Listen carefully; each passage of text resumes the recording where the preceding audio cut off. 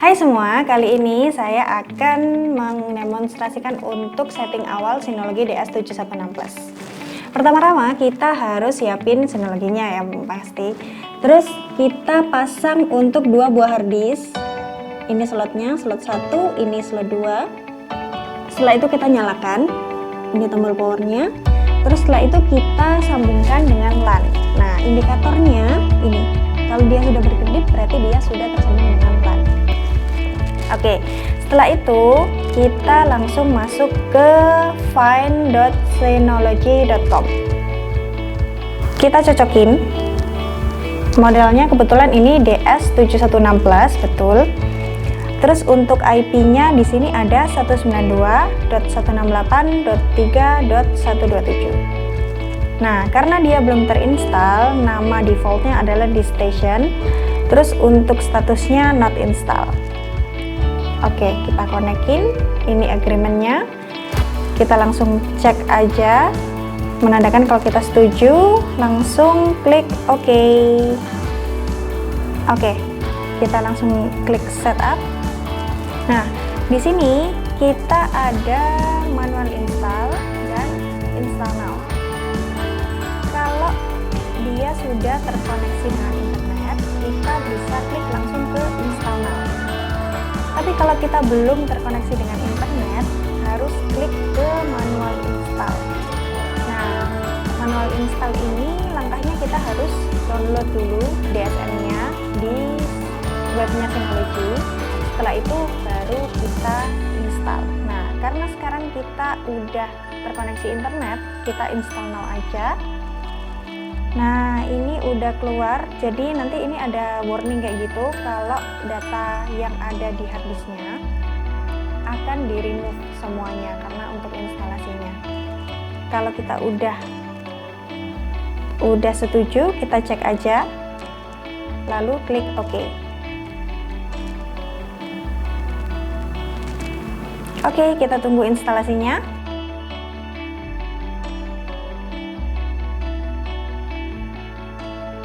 Jadi kita kasih aja server name. Nah, kita kasih nama aja NAS. Username-nya terserah, misalnya admin. Passwordnya juga terserah. Oke, masukkan password 2 kali. Setelah itu kita next. Nah, ini ada pilihan create quick connect ID atau create quick connect ID with an exciting Synology. Kalau kita belum punya akun, kita bisa pilih yang pertama. Kalau sudah punya akun, kita bisa pilih yang kedua. Kita tinggal masukin aja untuk email address sama passwordnya. Nah, setelah itu kita bisa pilih juga skip this step. Nah, kali ini kita skip aja ya. Oke, sekarang setupnya udah selesai. Jadi ini ada pilihan dari Synology untuk share lokasi kita supaya bisa ditemukan di find.synology.com. Untuk kali ini kita nggak usah cek karena untuk setnya udah selesai semua. Jadi kita langsung aja go. Jadi ini nggak perlu dicentang ya, kita langsung go aja.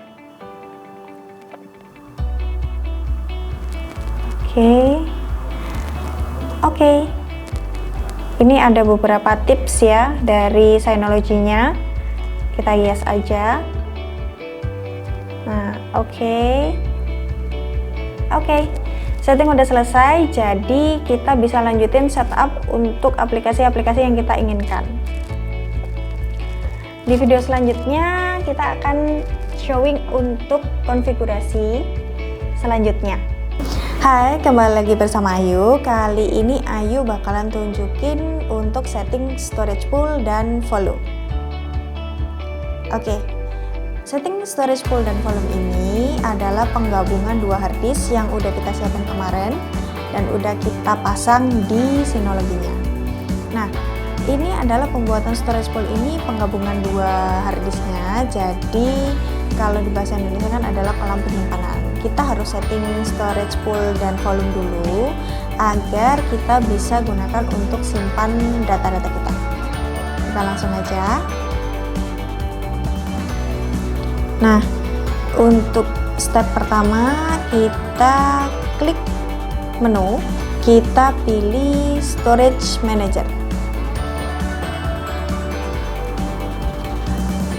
Nah, kita cek dulu untuk harddisk dan SSD-nya ya. Kita klik.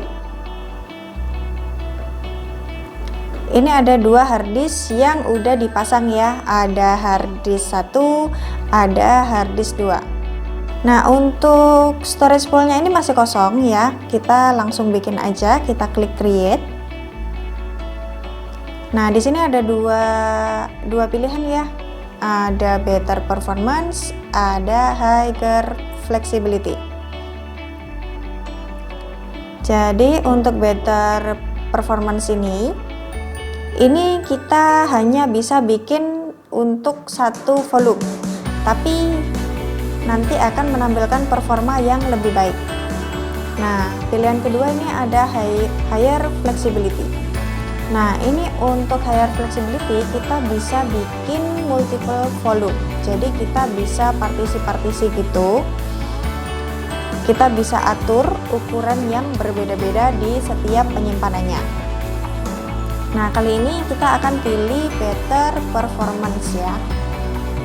Kita klik better performance, langsung kita klik next.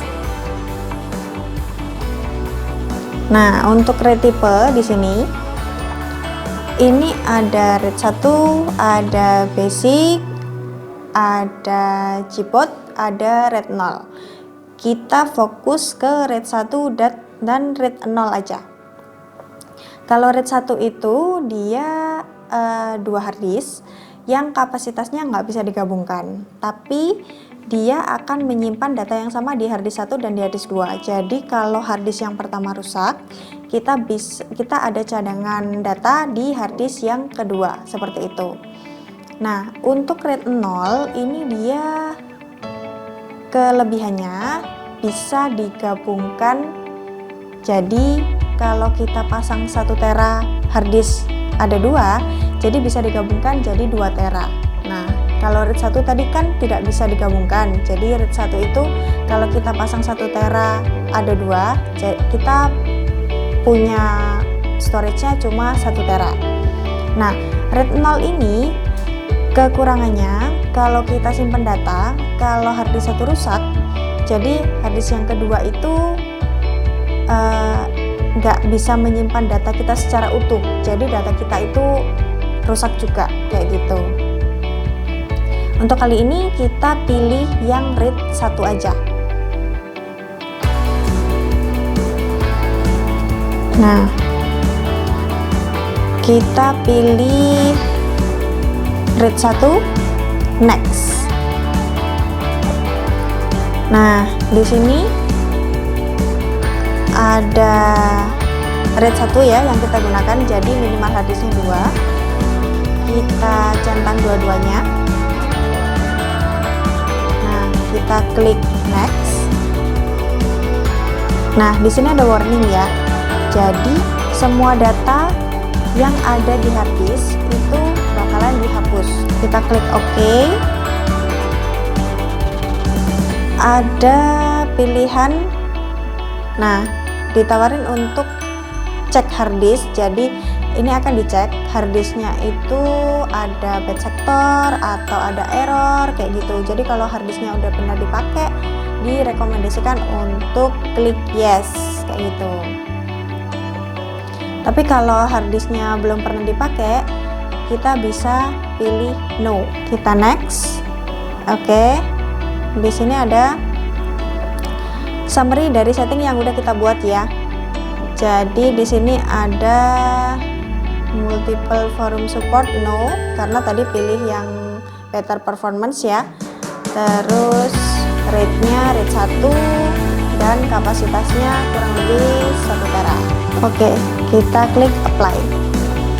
Ini ada informasi, sebelum kita bisa menggunakan storage poolnya, kita harus create untuk volumenya dulu. Oke, setelah pembuatan storage poolnya selesai, kita bikin volumenya ya. Kita langsung ke create. Di sini ada dua pilihan ya, ada quick, ada custom. Kebetulan tadi kita pilihan rate-nya nggak pilih SHR. Ini adalah rate proprietary miliknya Synology. Karena quick nggak bisa dipilih, kita pilih custom, next. Nah, kita pilih storage pool yang udah kita buat, next. Nah, kita tadi bikin ya storage pool 1, rate 1, kapasitas 1 tera, kita next. Langsung ada nama ya di sini, storage pool 1, rate 1, dan kapasitas kurang lebih 1 tera. Oke, kita next.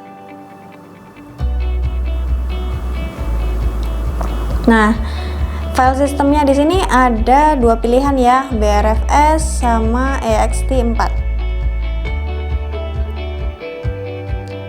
Nah, kalau butuh untuk snapshot dan replication bisa pakai yang BRFS.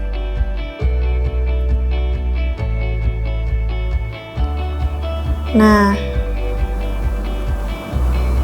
kalau ext4 ini hanya bisa dipakai yang berbasis Linux ya. Jadi kita pilih yang recommended aja, BRFS, next. Ini summary yang setting yang udah kita buat ya. Storage pool 1, kapasitas kurang lebih 1 tera. File sistemnya BTRFS apply. Oke. Nah, ini ada keterangan volume 1 creating ya. Kita perlu nunggu beberapa menit ya. Setelah selesai dibuat, nih statusnya volume 1 normal ya. Setelah selesai dibuat, kita baru bisa gunakan NAS ini untuk simpan data-data kita. Nah, untuk di overview, ini adalah status nanti yang menunjukkan ada error atau tidak, atau kondisinya dalam keadaan membaik, seperti itu.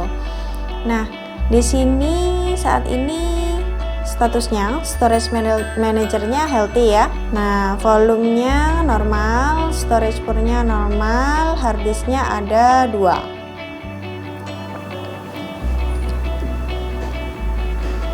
Oke. Setelah semuanya selesai, NAS ini baru bisa digunakan untuk menyimpan data-data sesuai dengan keinginan kita. Oke, next video aku bakalan tunjukin untuk konfigurasi lainnya. Sekarang kita akan membuat penyimpanan cloud pribadi. Langsung kita mulai aja. Pertama yang kita lakukan, kita harus login dulu. Masukkan username dan password.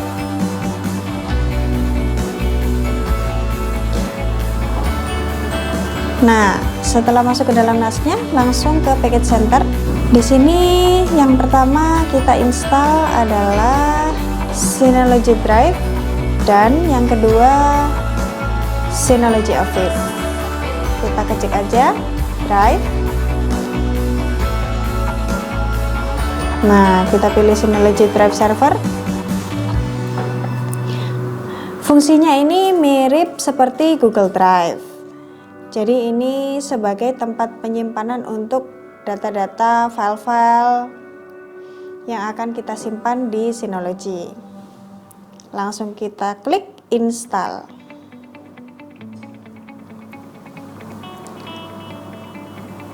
Nah, di sini ada package yang otomatis akan diinstal oleh Synology. Kita klik yes aja.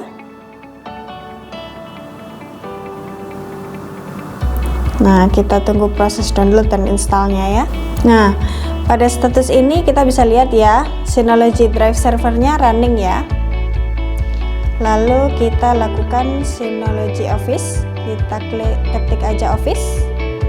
kita klik Synology Office. Nah, kalau tadi Synology Drive untuk mengelola data-datanya, kalau Synology Office ini dia untuk mengedit data-datanya ya. Nah, ini sama seperti Google Docs. Kita langsung klik aja install. Di sini sama ya, Package Center akan melakukan instalasi komponen-komponen lain ya. Nah, instalasi ini untuk menunjang aplikasi Synology Office. Kita klik yes saja. Kita tunggu proses download dan update-nya. Oke, Synology Office-nya sudah selesai diinstal, statusnya running. Untuk aksesnya kita cek dulu di control panel. Kita buka ya, kemudian kita buka application portal. Nah, di sini sudah ada Synology Drive, kita klik 2 kali. Nah, di sini kita centang enable customize alias ya. Nah, ini namanya defaultnya Drive ya, tapi kita bisa ubah sesuai dengan keinginan kita.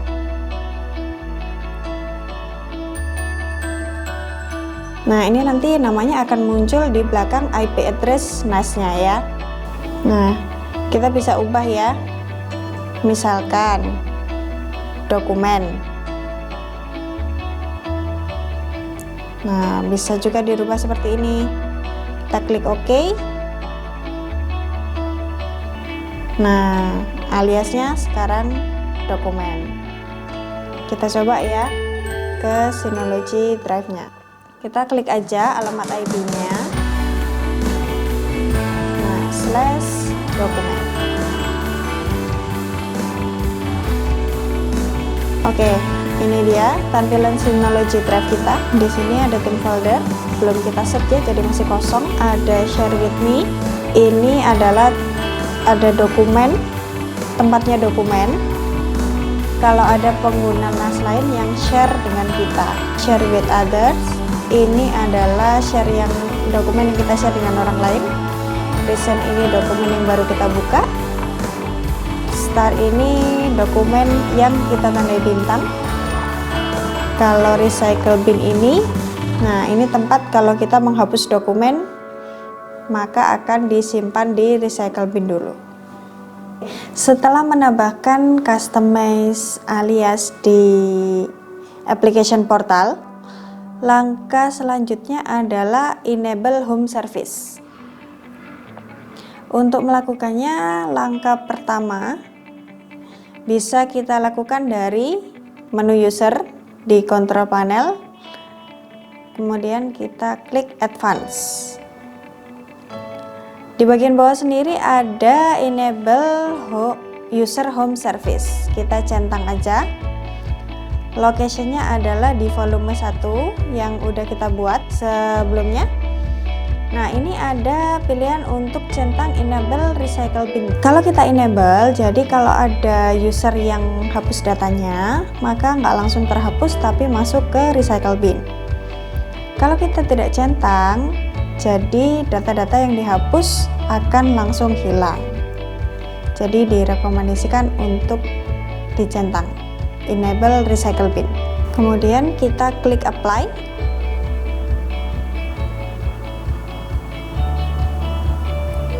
Setelah klik apply, kita langsung aja akses sesuai dengan customize alias yang kita buat, 192.168.3.248/dokumen. Oke, ini dia tampilan dari Synology Drive. Ini mirip dengan Google Drive ya, jadi yang udah bisa pakai nggak bakalan bingung untuk pakai ini. Kita bisa mulai dengan My Drive. Ini lokasi penyimpanan personal. Di sini kita bisa tekan tombol plus untuk nambah folder, create dokumen, create spreadsheet, dan lain-lain. Kita coba create folder ya. Kita kasih nama dokumen pribadi. Nah, ini dia. Kita buka. Kita juga bisa create dokumen Word misalnya. Create dokumen. Tampilannya mirip seperti Microsoft Word ya, sama kayak Google Docs juga. Kita bisa kasih nama, misalnya dokumen 1. Apapun yang kita edit di sini itu auto save ya, langsung auto save. Kita nggak perlu lagi untuk file save kayak gitu. Kalau kita sudah selesai, kita bisa tutup. Nah, dokumennya ada di sini. Kita bisa pindah juga ke dalam folder. Untuk mengupload file yang ada di komputer kita bisa klik file, add other files. Nah, kita bisa lakukan drag and drop filenya, atau bisa klik from your computer. Nah, misalnya dari dokumen, kita langsung klik.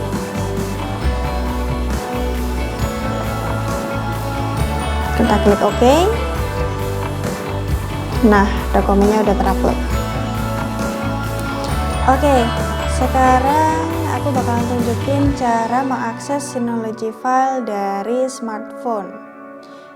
Yang pertama adalah kita harus install dulu aplikasinya. Kita buka di Play Store untuk yang Android. Kita langsung cari aja Synology. Nah, ini ada banyak ya filenya. Kita pilih aplikasi Synology Drive, kita klik install. Kita langsung klik aja open. Ini langsung kita accept aja. Di sini kita akan masukkan detail alamat IP, kemudian username dan password dari Synology kita. Kita masukkan alamat IP 192.168.3.248, akunnya admin, dan passwordnya.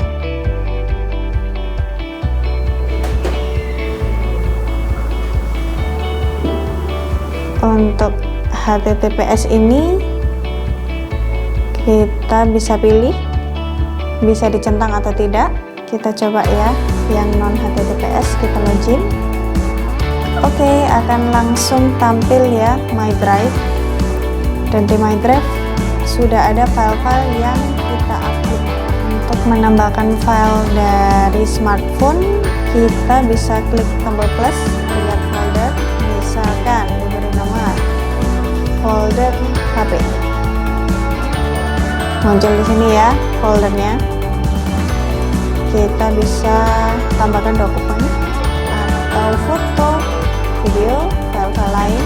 Kita bisa lakukan dari aplikasi di handphone kita. Kita klik aja. Ada perizinan ya, kita allow aja.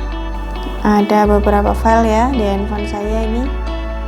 Kita coba upload. Nah, ini filenya.